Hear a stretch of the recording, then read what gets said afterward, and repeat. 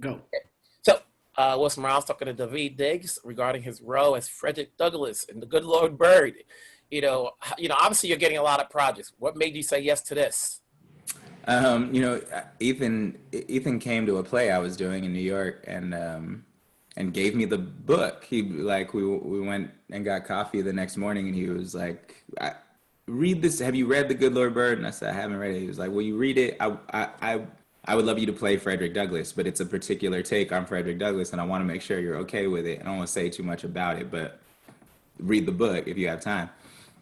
And I was like, okay, and I went home and read it and couldn't put it down and laughed the whole way through. And it was my favorite take on Frederick Douglass I've ever read. And, called him immediately and was like, of course, this is the only thing I want to do. What do I have to do in order to be a part of this? I was so excited about the challenge of it. And, it's Frederick Douglass told through the eyes of a recently emancipated teenage boy who's been staying alive by dressing as a girl. It's such a particular lens to view Douglass's story through, and it allows Douglass to be a deeply flawed human, and still be exactly as brilliant as he is, which is like, if I have a mission with framing history, that would be it, right? I like to acknowledge the flaws of our heroes. That's the thing. It's like, when you think about anybody from the past, whether it's Frederick Douglass or Harriet Tubman, no one knows all about them. We just know the history, the main context. But when you see, and James corrected me saying, oh, he had a black wife but a white mistress. I was like, oh, really? I don't think people are going to be looking at the books because I know they're doing a satire, but do they have to go there? What are your thoughts on that? How did he best want you to play Frederick? I think we did have to go there for this project because it's James's story, and that is James's mission. Like, why do we ignore? If somebody is going to be great, we should not have to ignore the things about their life. We should acknowledge them and acknowledge their greatness too, because by someone being human, that means you can be great also.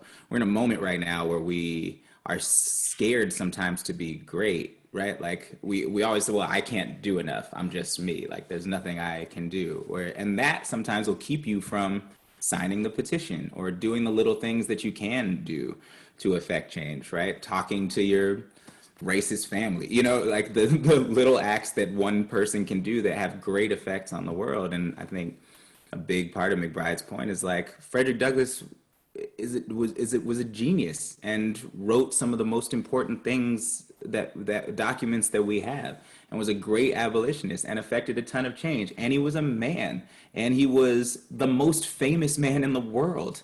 And he had two wives. These are things or he had a wife and a mistress. Like these are things that are true about him, and they don't lessen his impact. They don't make him less of an important person. They make him an actual person as opposed to a portrait in a museum. You seem to have a lot of projects that, all of a sudden we're hearing about you here and there. You got Soul, you got Blind Spotting. What goes into saying yes as far as what you say agree to? I like to be challenged. I like to do things I haven't done before. I like to sort of present a diversity of Black experiences. I don't like to play stupid people, things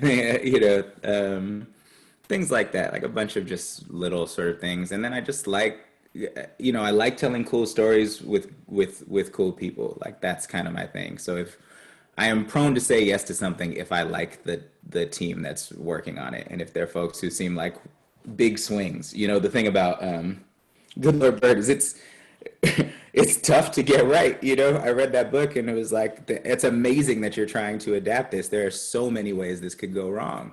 And that's what was exciting about it. You really have to hit it right. And I'm very fortunate right now that like there is work coming my way, so I don't have to say yes to everything.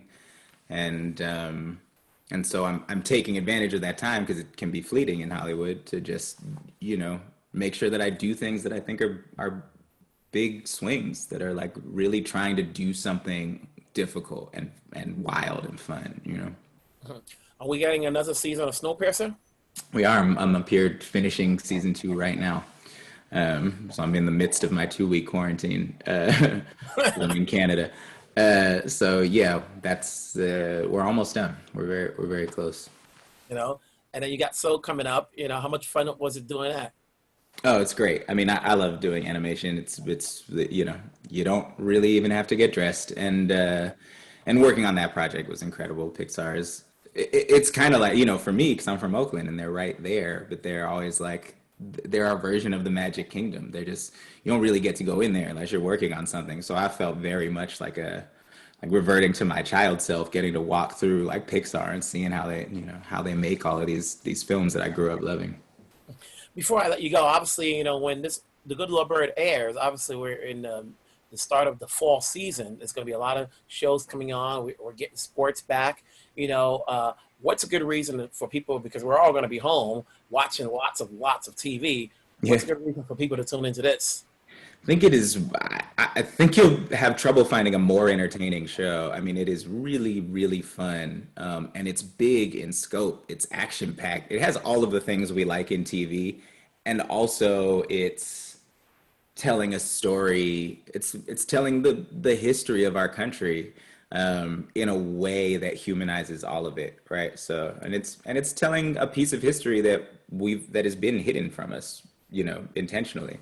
Um, John Brown's raid on Harpers Ferry did precipitate the Civil War. There's no Civil War without it, and we weren't taught that. And there's probably a reason that we weren't taught that, and I think that's a good reason to watch this show. But you won't get bogged down in the history lesson of it. It's that is the back history is the backdrop for an incredible like journey. It's a crazy epic story that is like with a bunch of wild people doing unbelievable things. Did you, how much did you know about Frederick before you read the book and then the script? Did you know a lot more? Or were you I getting your own history lesson?